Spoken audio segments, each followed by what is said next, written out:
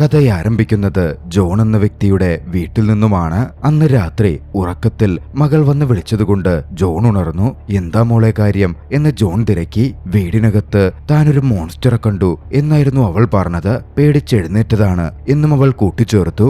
എന്താണത് എന്നറിയുവാൻ ജോൺ എഴുന്നേറ്റ് ചെന്ന് വീട്ടിലെ ഓരോ മുറികളും നോക്കുകയാണ്. മകളുടെ മുറിയിലും അവൻ ചെന്നു നോക്കി. ഒന്നും കാണുന്നുണ്ടായിരുന്നില്ല.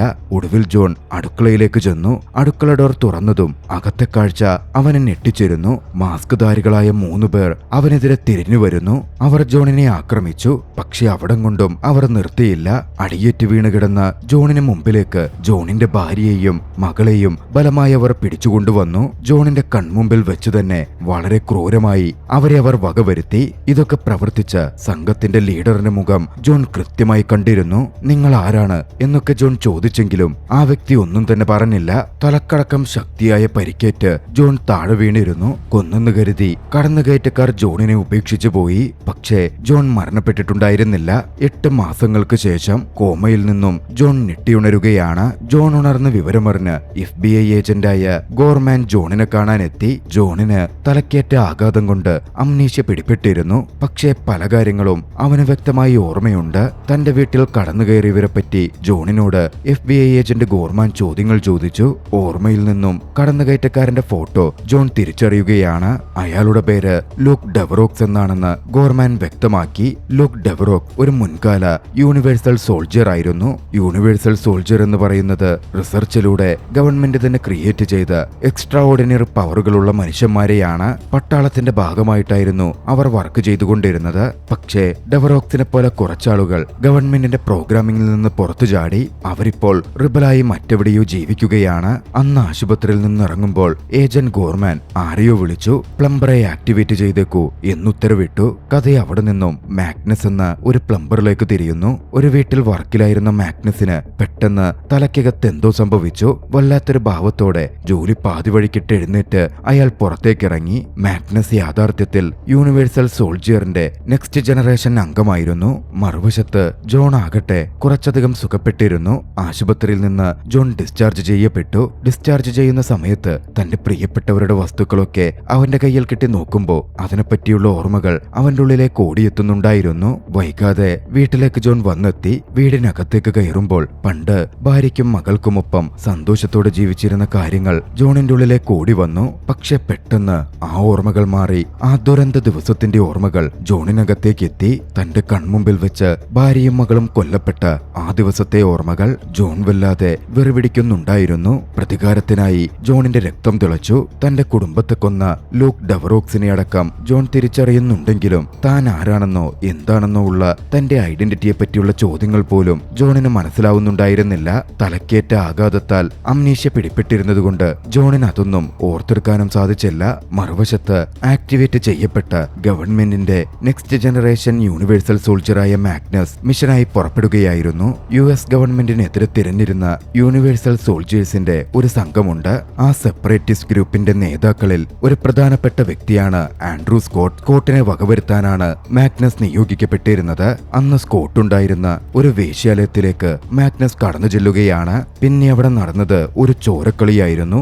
മാഗ്നസ് അവിടുള്ള വേശ്യാ സ്ത്രീകളെയും അവർ സെർവ് ചെയ്തുകൊണ്ടിരുന്ന സ്കോട്ടിന്റെ ആളുകളെയും അടക്കം വകവരുത്തി. അവരൊക്കെ ആകട്ടെ വല്ലാത്ത ഫിസിക്കൽ സ്ട്രെങ്ത് ഉള്ള യൂണിവേഴ്സൽ സോൾജിയേഴ്സിനെ പോലെ തന്നെ തോന്നിക്കുന്ന കരുത്തരായ ആളുകളായിരുന്നു. പക്ഷേ മാഗ്നസിന് മുമ്പിൽ പിടിച്ചു നിൽക്കാൻ അവർക്കൊന്നും സാധിച്ചില്ല. അവരെയൊക്കെയും വകവരുത്തിയ മാഗ്നസ് ഒടുവിൽ സ്കോട്ടിന് മുമ്പിൽ എത്തിച്ചേർന്നു. കരുത്തരായ അവർ രണ്ടുപേരും തമ്മിൽ നടന്നത് ശക്തമായ ഏറ്റുമുട്ടലായിരുന്നു.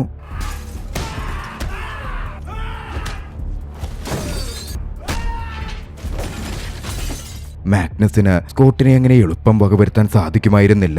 ഒരു ഘട്ടത്തിൽ തന്റെ കയ്യിലുള്ള ഒരു സെറം സ്കോട്ട് മാഗ്നസിൽ കുത്തിവെച്ചു. സെറം കുത്തിയതിന് പിന്നാലെ മാഗ്നസിന് മേലുള്ള ഗവൺമെന്റിന്റെ കൺട്രോൾ മോചിപ്പിക്കപ്പെട്ടു. മാഗ്നസ് സ്വതന്ത്രനായി. കഥ അവിടെ നിന്നും ജോണിലേക്ക് തിരിയുന്നു. വീട്ടിലായിരുന്ന ജോണിന് ഐസക് എന്ന പേര് പറഞ്ഞ ഒരു സുഹൃത്തിൽ നിന്ന് കോൾ വന്നു. ജോണിനോട് തന്റെ വീട്ടിലേക്ക് വരാനും ഐസക് ആവശ്യപ്പെട്ടു. അഡ്രസ്സും പറഞ്ഞുകൊടുത്തു. സുഹൃത്താണെന്നാണല്ലോ പറഞ്ഞത്. അതുകൊണ്ട് തന്നെ ജോൺ ഐസക്കിന്റെ വീട്ടിലേക്ക് മറ്റൊന്നും ആലോചിക്കും പ്രതീക്ഷിക്കാതെ തിരിക്കുകയാണ്. ജോൺ അങ്ങനെ ഐസക്കിന്റെ വീട്ടിലെത്തി. വീടിനകത്തേക്ക് കയറിയ ജോൺ ആ കാഴ്ച കണ്ട് ഞെട്ടിപ്പോയിരുന്നു. അവിടുണ്ടായിരുന്നത് ഐസക്കിന്റെ മൃതശരീരമായിരുന്നു. അതും ദിവസങ്ങളുടെ പഴക്കമുണ്ട്, ചീഞ്ഞു തുടങ്ങിയിരിക്കുന്നു. ജോൺ അവിടെ നിരീക്ഷിച്ചപ്പോ ഐസക്ക് യൂണിവേഴ്സൽ സോൾജർ പ്രോഗ്രാമിന്റെ ഭാഗമായിരുന്നു എന്നതിന്റെ തെളിവുകൾ അവനവിടെ കാണാൻ സാധിച്ചു. ആ സമയം അവിടെ നിന്ന് ജോണിന്റെ പേരെഴുതിയ ഒരു കാർഡും ജോണിന് കിട്ടി. അതൊരു നൈറ്റ് ക്ലബിന്റെ കാർഡായിരുന്നു. അങ്ങനെ അവൻ അവിടെ നിന്ന് യാത്ര ചെയ്ത് ആ ക്ലബിലേക്ക് എത്തി. അവിടെ വെച്ച് അവിടുത്തെ ഡാൻസറായ സാറയെ ജോൺ നോക്കിക്കാണുന്നുണ്ട്. ജോണിന് സാറയെ മനസ്സിലായില്ലെങ്കിലും സാറ ജോണിനെ തിരിച്ചറിയുന്ന പോലുണ്ടായിരുന്നു. ജോൺ സാറയ്ക്ക് അടുത്തെത്തി തന്നെ അറിയുമോ എന്നുള്ള കാര്യങ്ങളെ പറ്റിയൊക്കെ ചോദിച്ചെങ്കിലും സാറ ജോണിനോടൊന്നും പറയുന്നുണ്ടായിരുന്നില്ല.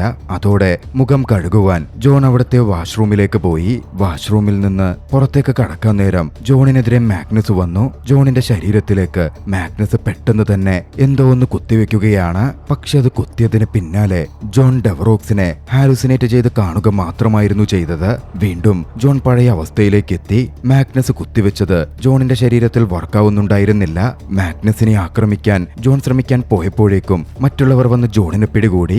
ആ നൈറ്റ് ക്ലബിൽ നിന്ന് അവർ ജോണിനെ പിടിച്ച് പുറത്താക്കി. ജോൺ അവിടെ നിന്നും അന്ന് സാറയെ പിന്തുടർന്ന് സാറയുടെ അപ്പാർട്ട്മെന്റിലേക്ക് പോവുകയാണ്. സാറയെ പിന്നിൽ നിന്ന് പിടിച്ച് തന്നെ പറ്റി എന്താണ് അറിയാവുന്നത് എന്ന് ജോൺ സാറയോട് ചോദിക്കാൻ തുടങ്ങി. കൃത്യസമയം അങ്ങോട്ടേക്ക് മാഗ്നസ് കടന്നു വന്നിരുന്നു. ഇത്തവണ അക്രമകാരിയായിട്ടായിരുന്നു മാഗ്നസിന്റെ വരവ്. ജോണിനെ കൊലപ്പെടുത്തുക എന്ന ലക്ഷ്യത്തോടെയായിരുന്നു മാഗ്നസ് കടന്നു വന്നത്. അവിടെ നടന്നത് കനത്ത പോരാട്ടം തന്നെയായിരുന്നു.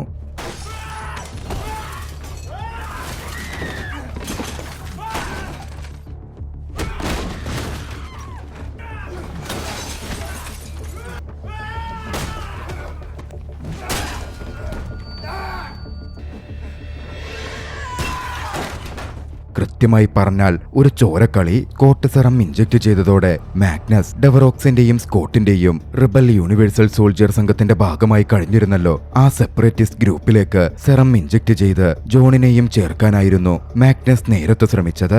അത് പരാജയപ്പെട്ടതോടെ ജോണിനെ വകവരുത്താൻ നിലവിൽ എത്തിച്ചേർന്നിരിക്കുകയാണ്. സാറയെയും കൊണ്ട് ജോൺ അവിടെ നിന്ന് രക്ഷപ്പെട്ടു പോരുകയാണ്. കഥ അവിടെ നിന്നും സെപ്പറേറ്റിസ്റ്റ് ഗ്രൂപ്പിന്റെ ഹെഡ്ക്വാർട്ടേഴ്സിലേക്ക് തിരിയുന്നു. സ്കോട്ടും ഡെവറോക്സും അവരുടെ കീഴിലുള്ള അവർ പ്രോഗ്രാം ചെയ്ത സോൾജിയേഴ്സും അവിടെ ഉണ്ടായിരുന്നു.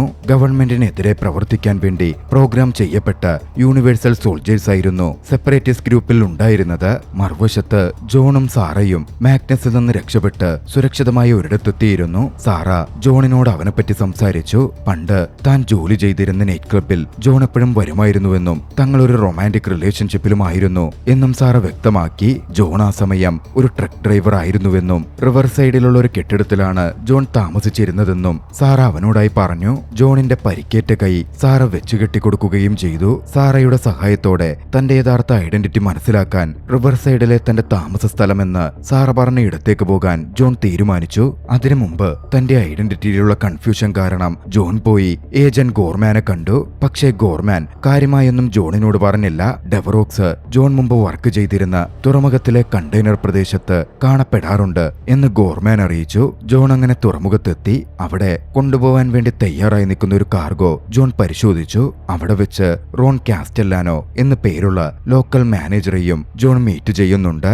തന്നെ അറിയുമോ എന്നുള്ള ചോദ്യത്തിന് അല്പം ഭയന്നിട്ടാണെങ്കിലും ജോൺ കാസല്ലോ ഒരു വീഡിയോ ജോണിനെ കാണിച്ചു കൊടുത്തു. ജോൺ ഐസക്കിനെ കൊലപ്പെടുത്തുന്ന ദൃശ്യങ്ങളായിരുന്നു അതിലുണ്ടായിരുന്നത്. നേരത്തെ ജോൺ ഒരു വീട്ടിൽ പോയല്ലോ സുഹൃത്തിന്റേതെന്ന് പറഞ്ഞ് അതേ ഐസക്ക് തന്നെ. ജോൺ കൂടുതൽ കൺഫ്യൂസ്ഡ് ആവുന്നുണ്ടായിരുന്നു. എന്തായാലും സാറയ്ക്കൊപ്പമുള്ള തന്റെ ഐഡന്റിറ്റിയെ പറ്റിയുള്ള അന്വേഷണം ആരംഭിക്കാൻ ജോൺ തീരുമാനിച്ചു. ജോൺ നേരെ റിവർ സൈഡ് ക്യാബിനിലേക്ക് പുറപ്പെട്ടു. പോകുന്ന വഴിയിൽ പക്ഷേ മാഗ്നസ് വീണ്ടും ജോണിനെതിരെ വരികയാണ്.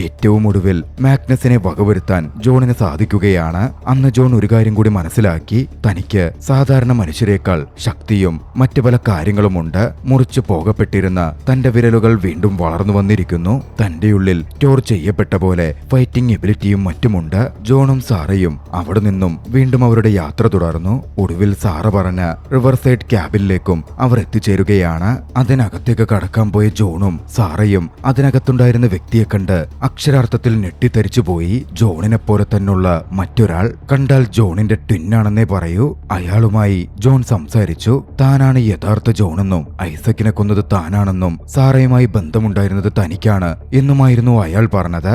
തന്നെ ഗവൺമെന്റ് മൈൻഡ് കൺട്രോൾ ചെയ്ത് യൂണിവേഴ്സൽ അസാസിനാക്കി ഡെവറോക്സിനെ വകവരുത്താൻ അയച്ചതായിരുന്നുവെന്നും പക്ഷേ ഡെവറോക്സ് തന്നെ അയാളുടെ ആളാക്കി മാറ്റി ട്രാൻസ്പോർട്ടേഷനും അയാളുടെ ഓർഗനൈസേഷനിലെ അസാസിനുമാക്കി മാറ്റിയെന്നും പിന്നീട് സാറയെ കണ്ടപ്പോഴാണ് കാര്യങ്ങൾ മനസ്സിലാക്കിയ താൻ ഡെവറോക്സിനെ വിട്ടതെന്നും യഥാർത്ഥ ജോണെന്ന് അവകാശപ്പെടുന്ന ആ വ്യക്തി പറഞ്ഞു. സംസാരിച്ചിരുന്ന നിമിഷത്തിൽ സാറയ്ക്കെതിരെ പെട്ടെന്ന് യഥാർത്ഥ ജോണിന്റെ രോഷഭാവം പുറത്തു വന്നു. സാറയെ കൊല്ലാൻ അയാൾ മുതിർന്നു. അതോടെ അവിടെ ഉണ്ടായിരുന്ന ജോണിന് യഥാർത്ഥ ജോണെന്ന് അവകാശപ്പെട്ട വ്യക്തിയെ കൊല്ലേണ്ടി വരികയാണ്. അതോടെ ജോണിന് തന്റെ ഐഡന്റിറ്റിയെപ്പറ്റി കൂടുതൽ സംശയം തോന്നി. താനിന് ശരിക്കും ഗവൺമെന്റിന്റെ ഒരു യൂണിവേഴ്സൽ സോൾജിയർ ആയിരിക്കുമോ എന്നുള്ള സംശയം അവന്റെ ഉള്ളിൽ വന്നു നിറഞ്ഞു. നഷ്ടപ്പെട്ട തന്റെ ഓർമ്മകളെപ്പറ്റിയും ഡെവറോക്സിനെ പറ്റിയുള്ള വിവരങ്ങളെപ്പറ്റിയും ആലോചിച്ച് അവൻ ഒടുവിൽ ഒരു തീരുമാനത്തിലെത്തി. ഡെവറോക്സിനെ നേരിട്ട് ചെന്ന് കാണുക, യഥാർത്ഥത്തിൽ എന്താണ് നടക്കുന്നത് എന്ന് ചോദിച്ച് മനസ്സിലാക്കുക. ജോൺ പിന്നാലെ സാറയോട് മാഗ്നസ് തന്റെ തോളത്ത് കുത്തിവെച്ച എന്തോ ഒരു വസ്തുവുണ്ടെന്നും അത് പുറത്തെടുക്കാനും ആവശ്യപ്പെട്ടു. സാറ അത് ചെയ്തു. അതിൽ നിന്ന് കിട്ടിയത് ഒരു ഡിവൈസ് ആയിരുന്നു. ആ ഡിവൈസ് നോക്കിക്കണ്ടപ്പോൾ അത് ആളുകളെ സെപ്പറേറ്റ് ഗ്രൂപ്പിലേക്ക് ചേർപ്പിക്കാനും ബ്രെയിൻ വാഷ് ചെയ്യിക്കാനുമുള്ള ഡിവൈസ് ആണ് എന്ന് ജോൺ മനസ്സിലാക്കി. പിന്നാലെ സാറയോട് ജോൺ പറഞ്ഞു, എത്രയും വേഗം നീ ഇവിടെ നിന്ന് പൊക്കോ, നിന്റെ ജീവൻ അപകടത്തിലാക്കാൻ ഞാൻ ഉദ്ദേശിക്കുന്നില്ല. സാറ അവിടെ നിന്ന് പോയി. ജോൺ അവിടെ നിന്ന് റിവർ സൈഡിലേക്ക് നടന്നെത്തുകയാണ്. ആ സമയം അങ്ങോട്ടേക്ക് യൂണിവേഴ്സൽ സോൾജിയേഴ്സിന്റെ ഭാഗമായ സെപ്പറേറ്റ് ഗ്രൂപ്പിന്റെ ഭാഗമായ ഒരാൾ വന്നു. അയാൾ ജോണിനെ സെപ്പറേറ്റ് ഗ്രൂപ്പിന്റെ ബേസ്മെന്റിലേക്ക് ഹൈഡ് ഔട്ടിലേക്ക് കൂട്ടിക്കൊണ്ടുപോയി. ഹെഡ് ക്വാർട്ടേഴ്സിലെത്തിയ ജോണിനെ എതിരിട്ടത് ഡോക്ടർ സു ആയിരുന്നു. ഡോക്ടർ സു മുൻകാല യൂണിവേഴ്സൽ സോൾജിയർ പ്രോഗ്രാം സയന്റിസ്റ്റ് ആണ്. ജോണിനെ പരിശോധിച്ച സു കാര്യങ്ങൾ വ്യക്തമായി പറഞ്ഞു. ജോൺ ഒരു ക്ലോണാണ്. ആർട്ടിഫിഷ്യലായി ആഴ്ചകൾക്ക് മുമ്പാണ് ജോൺ ക്രിയേറ്റ് ചെയ്യപ്പെട്ടിട്ടുള്ളത്. നിലവിൽ ജോണിനുള്ള കുടുംബത്തിന്റെ ഓർമ്മകൾ ജോണിന്റെ ഉള്ളിലേക്ക് ഡെവറോക്സിനെ വകവരുത്താനുള്ള പ്രതികാരത്തിന് വേണ്ടി ഫീഡ് ചെയ്യപ്പെട്ടതാണ്. ജോണിന്റെ ഫേക്ക് മെമ്മറീസ് ഗവൺമെന്റ് ആഡ് ചെയ്തിരിക്കുന്ന വേദന നൽകുന്ന മെമ്മറീസ് മായ്ച്ചു കളയട്ടെ എന്ന് ഡോക്ടർ സു ചോദിച്ചു. കാര്യങ്ങൾ മനസ്സിലാക്കിയ ജോണും ഓക്കെ പറയുകയാണ്. ഡോക്ടർ സു അതിനുള്ള ശ്രമം ആരംഭിച്ചു. പക്ഷെ അതിനെ ശ്രമിക്കും തോറും ഓർമ്മകൾ കൂടുതൽ ആഴത്തിൽ ജോണിന്റെ മനസ്സിലേക്ക് പതിഞ്ഞുകൊണ്ടിരുന്നു. ജോണിനെ അത് കൂടുതൽ വേദനിപ്പിക്കാൻ തുടങ്ങി. ഒരു നിമിഷം വെറുപിടിച്ച് ജോൺ ചാടി എഴുന്നേറ്റു. തന്റെ മുമ്പിലുണ്ടായിരുന്ന ഡോക്ടർ സു അടക്കം സെപ്പറേറ്റ് ഗ്രൂപ്പിന്റെ ഭാഗമായി തന്റെ മുമ്പിലേക്ക് എത്തിയ ഓരോ സോൾജിയേഴ്സിനെയും ജോൺ വകവരുത്തി. അങ്ങനെ മുമ്പിൽ വന്നവരെയൊക്കെ വകവരുത്തി ജോൺ സ്കോട്ടിനടുത്തേക്ക് എത്തിച്ചേരുകയാണ്. അവിടെ നടന്നത് കനത്തൊരു പോരാട്ടമായിരുന്നു. സ്കോട്ടും ജോണും കനത്ത രീതിയിൽ പരസ്പരം പോരാടി.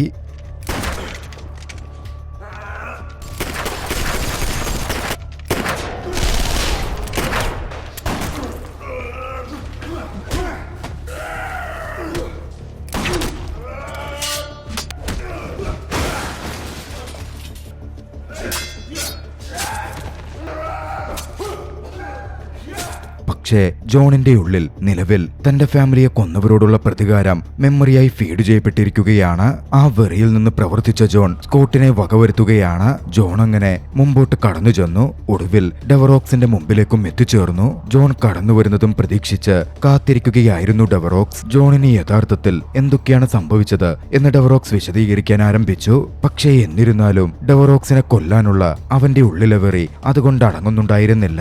ഗവൺമെന്റ് അവന്റെ ഉള്ളിൽ അവന്റെ ഫാമിലിയെ പറ്റിയുള്ള ആ മെമ്മറി അത്രയ്ക്കും ആഴത്തിലായിരുന്നു ഫീഡ് ചെയ്തിരുന്നത്, പ്രോഗ്രാം ചെയ്തിരുന്നത്. ഇരുവരും തമ്മിൽ വൈകാതെ ഒരു ഫൈറ്റ് നടക്കുകയാണ്. മറ്റ് യൂണിവേഴ്സൽ സോൾജിയേഴ്സിനെ പോലായിരുന്നില്ല, അതിനേക്കാൾ ഉപരി കരുത്തരായിരുന്നു ജോണും ഡെവറോക്സും. അവർ തമ്മിൽ നടന്നതും അത്രയും കനത്ത ഫൈറ്റായിരുന്നു.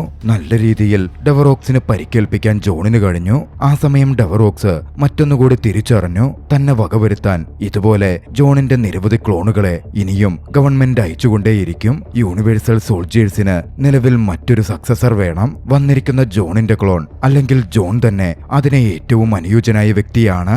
ഡെവറോക്സ് അതുകൊണ്ട് തന്നെ മനഃപൂർവ്വം തന്നെ കൊല്ലുവാൻ ജോണിനെ അനുവദിച്ചു. ജോൺ ഡെവറോക്സിനെ വകവരുത്തി. കൊല്ലപ്പെടുന്ന സമയത്ത് ജോണിന്റെ പാസ്റ്റിനെ പറ്റി ഡെവറോക്സ് വിശദമായി പറഞ്ഞു. ജോൺ മുമ്പ് ഒരു സോൾജിയർ ആയിരുന്നു, ഒരു പട്ടാളക്കാരൻ. ഒരു യുദ്ധമുഖത്ത് ജോൺ കൊല്ലപ്പെടേണ്ടതുമായിരുന്നു. പക്ഷേ ജോണിന്റെ ശരീരം ഗവൺമെന്റ് യൂണിവേഴ്സൽ സോൾജിയർ എക്സ്പെരിമെന്റിന് പരീക്ഷിച്ചു. അത് വിജയം കണ്ടതോടെ ജോണിനെ അവർ ആളുകളെ കൊല്ലുന്ന ഒരു യന്ത്രത്തെ പോലാക്കി മാറ്റി. ജോണിന്റെ തലയിലേക്ക് തെറ്റായ ഓർമ്മകൾ ഗവൺമെന്റ് കൊടുക്കുകയും അതുപയോഗിച്ച് ശത്രുക്കൾക്കെതിരെ പ്രതികാരം ചെയ്യാൻ ജോണിനെ പ്രകോപിപ്പിക്കുകയുമായിരുന്നു ഗവൺമെന്റ് ചെയ്തുകൊണ്ടിരുന്നത്. അത്തരത്തിലാണ് നിലവിലിപ്പോൾ ജോണിന്റെ ഭാര്യയും മകളും ഡെവറോക്സിനാൽ കൊല്ലപ്പെട്ടു എന്ന ഫേക്ക് ഓർമ്മകൾ ജോണിന്റെ ഉള്ളിൽ ഗവൺമെന്റ് കുത്തിവെച്ചിരിക്കുന്നത്. ജോണിന് സ്വന്തമായി ഫാമിലിയേ ഇല്ല, അതുപോലൊന്നും ജോൺ അനുഭവിച്ചിട്ടേയില്ല. ആ ഓർമ്മകളെല്ലാം ഫേക്കാണ്. ജോൺ ഡെവറോക്സിനെ വകവരുത്തിയതോടെ ബാക്കിയുള്ള യൂണിവേഴ്സൽ സോൾജിയേഴ്സ് ജോണിനെ തങ്ങളുടെ ലീഡറായി അംഗീകരിച്ചു. അവന്റെ മുമ്പിൽ തലവണങ്ങി. കുറച്ച് നാളുകൾക്ക് ശേഷം ജോൺ ഗോർമാനെ കാണുവാൻ ചെന്നു. ഗോർമാനെ തനിച്ച് കണ്ട ജോൺ ഡെവറോക്സ് കൊല്ലപ്പെടുമ്പോൾ പറഞ്ഞ വാക്കുകൾ ഗോർമാനോട് പറഞ്ഞ് ഇതൊക്കെ സത്യമായിരുന്നു എന്ന് ചോദിച്ചു. അതെല്ലാം സത്യം തന്നെയാണ് എന്ന് ഗോർമാൻ സമ്മതിക്കുകയും യൂണിവേഴ്സൽ സോൾജിയർ പ്രോഗ്രാമിന്റെ ഭാഗമായിരുന്നു താനെന്ന് ഗോർമാൻ പറയുകയും ചെയ്യുകയാണ്. ജോണിന്റെ തലയിലേക്ക് ഡെവറോക്സിനെ വകവരുത്താനും സെപ്പറേറ്റ് ഗ്രൂപ്പിനെ ഇല്ലായ്മ ചെയ്യാനും വേണ്ടിയാണ് കുടുംബത്തെ പറ്റിയുള്ള ഫേക്ക് ഓർമ്മകൾ നിറച്ചത് എന്നും ഗോർമാൻ പറയുന്നുണ്ട്. നിലവിൽ ജോണിന് ഡെവറോക്സിനെ വകവരുത്താൻ കഴിഞ്ഞതുപോലും പാട്രിയോട്ടിസം ജോണിൽ പ്രോഗ്രാം ചെയ്യപ്പെട്ടതുകൊണ്ടല്ലെന്നും കുടുംബത്തോടുള്ള സ്നേഹം അത്രയ്ക്കും ജോണിന്റെ ഉള്ളിൽ അലിഞ്ഞു ചേർന്നതുകൊണ്ടാണെന്നും ഗോർമാൻ വ്യക്തമാക്കി. ആ നിമിഷത്തിൽ താനൊരു ക്ലോണാണെന്നുള്ള കാര്യവും US ഗവൺമെന്റും ഗോർമാനും അടക്കം ചേർന്ന് തന്നെ ഉപയോഗിക്കുകയായിരുന്നു എന്നും ജോൺ തിരിച്ചറിഞ്ഞു. ജോണിൽ വല്ലാത്തൊരു ദേഷ്യം മാളിക്കത്തുന്നുണ്ടായിരുന്നു. ഓർമ്മകൾ കൊണ്ട് ക്ലോൺ ആണെങ്കിലും ജോൺ അനുഭവിച്ച വേദന അത്ര ചെറുതായിരുന്നില്ല. ഒട്ടും വൈകിയില്ല. ജോൺ ഗോർമാനെ തലയിൽ വെടിയുതിർത്ത് കൊലപ്പെടുത്തി. പിന്നാലെ ജോൺ വന്ന വാനിൽ നിന്നും ഗോർമാന്റെ ഒരു ക്ലോണും 3 യൂണിവേഴ്സൽ സോൾജിയേഴ്സും ഇറങ്ങി വന്നു. സെപ്പറേറ്റ് ഗ്രൂപ്പിന്റെ ഭാഗമായി അവർ ജോണിന് മുമ്പിൽ തലവണങ്ങി. ഗോർമാന്റെ ക്ലോണിനെ ഗോർമാൻ വന്നയിടത്തേക്ക് ജോൺ അയക്കുകയായിരുന്നു. ഗവൺമെന്റിനെതിരെ ഒരു പോരാട്ടത്തിന് തന്നെ ജോൺ തുടക്കം കുറിക്കുന്നു എന്ന സൂചനയോടെ ചലച്ചിത്രം അവസാനിക്കുകയാണ്. നിങ്ങൾക്ക് ഈ ആക്ഷൻ ചലച്ചിത്രം ഇഷ്ടമായെങ്കിൽ വീഡിയോ ലൈക്ക് ചെയ്യുക. അഭിപ്രായങ്ങളും നിർദ്ദേശങ്ങളും കമന്റുകളിൽ രേഖപ്പെടുത്തുക. കഴിയുമെങ്കിൽ ചാനൽ സബ്സ്ക്രൈബ് ചെയ്തും കൂട്ടുകാർക്ക് ഷെയർ ചെയ്തു കൊടുത്തും ഞങ്ങളെ സപ്പോർട്ട് ചെയ്യുക. അടുത്ത എപ്പിസോഡിൽ മറ്റൊരു മികച്ച ചലച്ചിത്രവുമായി നമുക്ക് കണ്ടുമുട്ടാം. അതുവരെ ബൈ.